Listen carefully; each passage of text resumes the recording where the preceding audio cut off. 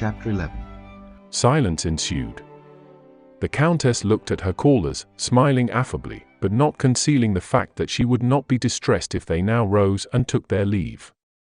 The visitor's daughter was already smoothing down her dress with an inquiring look at her mother, when suddenly from the next room were heard the footsteps of boys and girls running to the door and the noise of a chair falling over, and a girl of 13, hiding something in the folds of her short muslin frock, darted in and stopped short in the middle of the room. It was evident that she had not intended her flight to bring her so far. Behind her in the doorway appeared a student with a crimson coat collar, an officer of the guards, a girl of 15, and a plump rosy-faced boy in a short jacket. The Count jumped up and, swaying from side to side, spread his arms wide and threw them round the little girl who had run in. "Ah, here she is!" he exclaimed, laughing. "My pet, whose name day it is. My dear pet." "Ma chère, there is a time for everything," said the Countess with feigned severity. "You spoil her, Ilya," she added, turning to her husband. "How do you do, my dear? I wish you many happy returns of your name day," said the visitor. "What a charming child," she added, addressing the mother. This black-eyed, wide-mouthed girl, not pretty but full of life, with childish bare shoulders which after her run heaved and shook her bodice, with black curls tossed backward, thin bare arms, little legs in lace-frilled drawers, and feet in low slippers, was just at that charming age when a girl is no longer a child, though the child is not yet a young woman.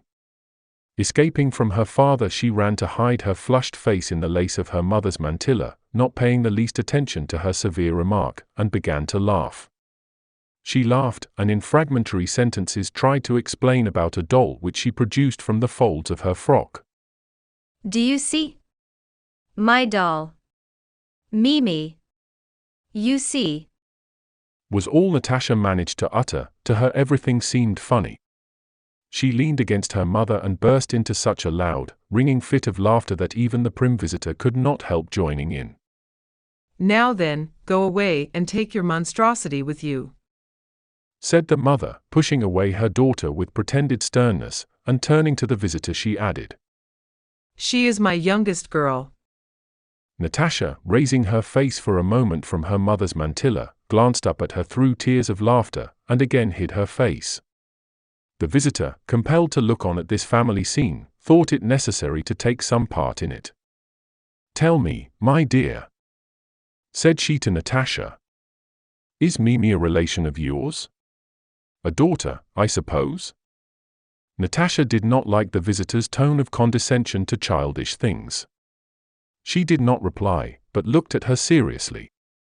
Meanwhile the younger generation, Boris, the officer, Anna Mikhailovna's son, Nicholas, the undergraduate, the Count's eldest son, Sonia, the Count's 15-year-old niece, and little Petya, his youngest boy, had all settled down in the drawing-room and were obviously trying to restrain within the bounds of decorum the excitement and mirth that shone in all their faces. Evidently in the back rooms, from which they had dashed out so impetuously, the conversation had been more amusing than the drawing-room talk of society scandals, the weather, and Countess Apraxina. Now and then they glanced at one another, hardly able to suppress their laughter. The two young men, the student and the officer, friends from childhood, were of the same age and both handsome fellows, though not alike. Boris was tall and fair, and his calm and handsome face had regular, delicate features. Nicholas was short with curly hair and an open expression. Dark hairs were already showing on his upper lip, and his whole face expressed impetuosity and enthusiasm. Nicholas blushed when he entered the drawing-room. He evidently tried to find something to say, but failed. Boris on the contrary at once found his footing, and related quietly and humorously how he had known that doll Mimi when she was still quite a young lady, before her nose was broken, how she had aged during the 5 years he had known her, and how her head had cracked right across the skull. Having said this he glanced at Natasha. She turned away from him and glanced at her younger brother, who was screwing up his eyes and shaking with suppressed laughter, and unable to control herself any longer, she jumped up and rushed from the room as fast as her nimble little feet would carry her. Boris did not laugh. You were meaning to go out, weren't you, Mama? Do you want the carriage? He asked his mother with a smile. Yes, yes, go and tell them to get it ready, She answered, returning his smile. Boris quietly left the room and went in search of Natasha. The plump boy ran after them angrily, as if vexed that their program had been disturbed.